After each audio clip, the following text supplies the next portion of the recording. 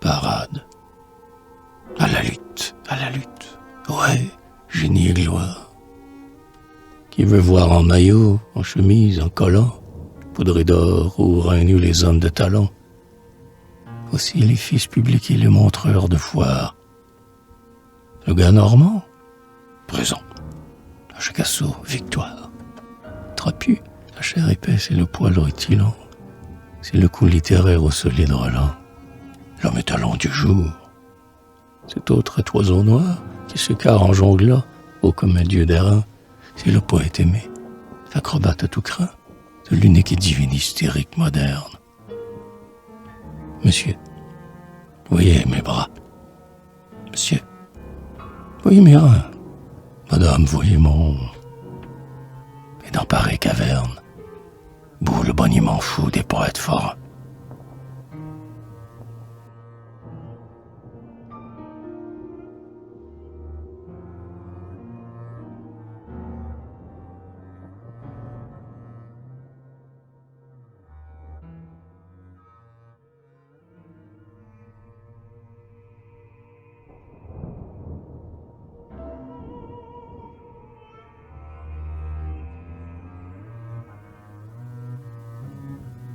La voix d'or. Le fifre s'exaspérait. Zimboum. La cymbale te détruit voilà qu'au milieu des hoquets, des cris, des beuglements, ou à l'eau des quinquets, la divine apparaît. Ta traîne triomphale est d'un satin si blême et sa chair idéale, si frêle qu'au milieu des énormes bouquets, outrageusement blancs des grelotteux coquets, on dirait un rayon de lune. Sidérale, la divine s'avance et givrée. En mica, elle parle et soudain sa voix d'harmonica. Teinte fausse et voilà qu'au-dessus de la foule, la neige en flocons blancs tombe lente. En éclat, de vers sa voix craque et le public s'écoule, s'éloignant lentement de l'actrice verglas.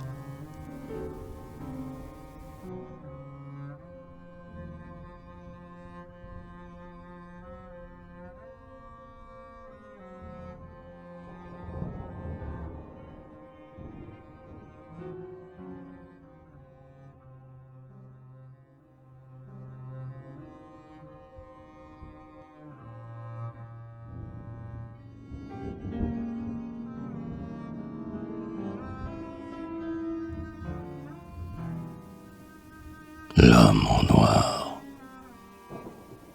drapé d'un grand manteau, masqué, tête blonde, d'un blond roux, espelé comme une mousse d'or.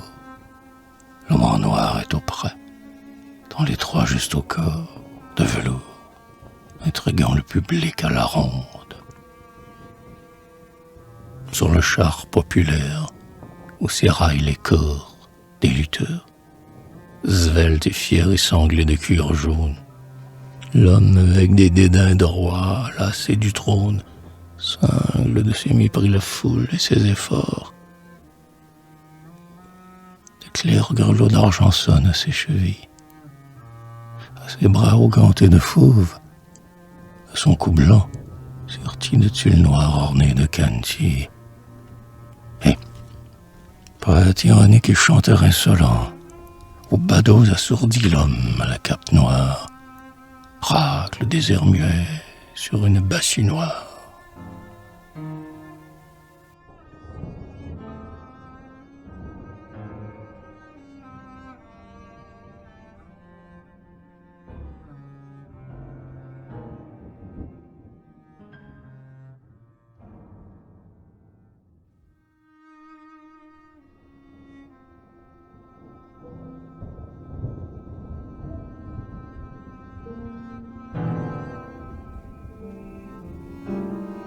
À la fange.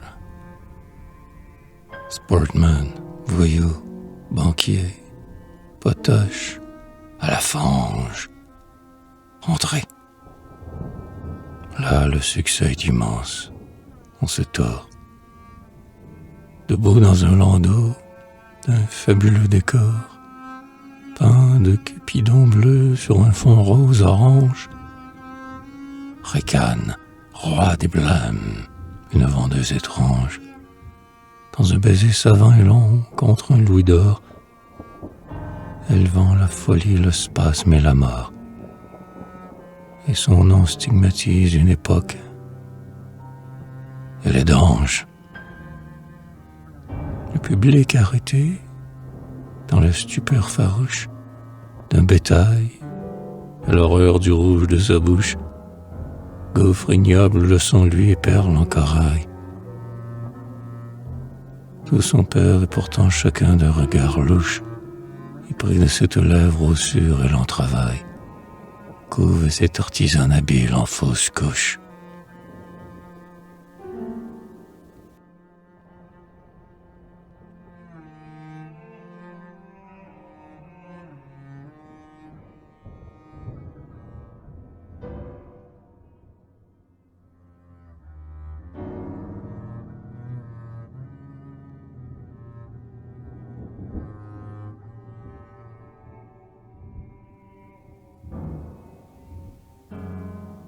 À la lutte. La Cythère, Lesbos, c'est la fête des fêtes, celle où d'un rêve impur les sens hallucinés mêlent aux bruns lutteurs les blancs efféminés, les choqués d'un club au clan des bleus poètes. Tribuns blasphémateurs, doux chanteurs d'Adelette, dévotes de ce fou, rêveurs illuminés, de Patmos, grands seigneurs, marlouilles raffinés, autour des tréteaux innocentes têtes. Et le fifre fait rager, zimboum, de cymbales tonitrues, et la foule horrible et triomphale mêle au bruit des baisers l'aigre son des louis d'or. À la lutte, ouais, génie et gloire. Voici les fils publics et les montreurs de foire. Et Paris proxénète est au fond du décor.